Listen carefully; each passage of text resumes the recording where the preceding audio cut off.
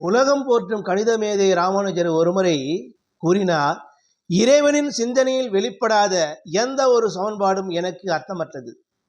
அவரிடம் ஒரு சுவாரஸ்யமான தத்துவம் இருந்தது. அவர் பூஜ்ஜியத்தையும் முடிவிலி என்கின்ற ஜீரோ வெறும் எண்களாக பார்க்கவில்லை, அவற்றை இறைவனின் வடிவமாகவே பார்த்தார். பூஜ்ஜியம் பரம்பொருள்.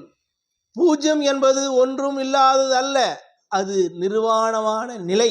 அதாவது எவ்வித குணங்களும் உருவங்களும் அற்ற எல்லாவற்றிற்கும் மூலமான அந்த பரம்பொருள் சிவனே.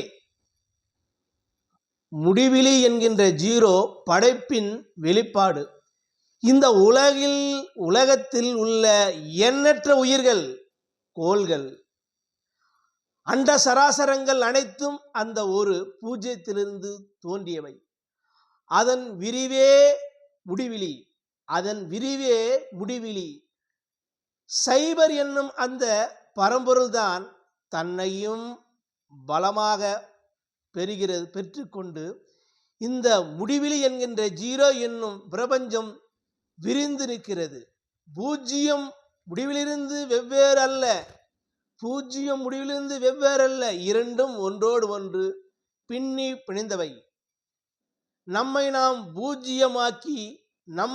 பூஜ்ஜியமாக்கி பரம்பொருளிடம் ஒப்படைத்தால் அந்த பரம்பொருள் நம்மை எல்லையற்ற ஆனந்தமாக மாற்றி விடுவான்.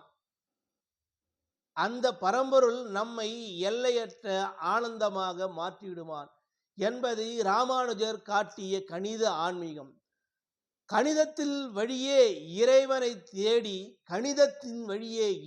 தேடி அந்த பெருமகனின்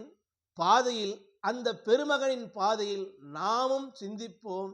ராமானுஜர் சொன்ன முடிவிலி என்கின்ற அந்த ஜீரோ என்கின்ற வாழ்வியலை நாம் உணர்ந்தால் என்றும் பலருக்கு தீங்கு நினையாமல் வாழ்வோம் என்று கூறி முடிவு செய்கிறேன்.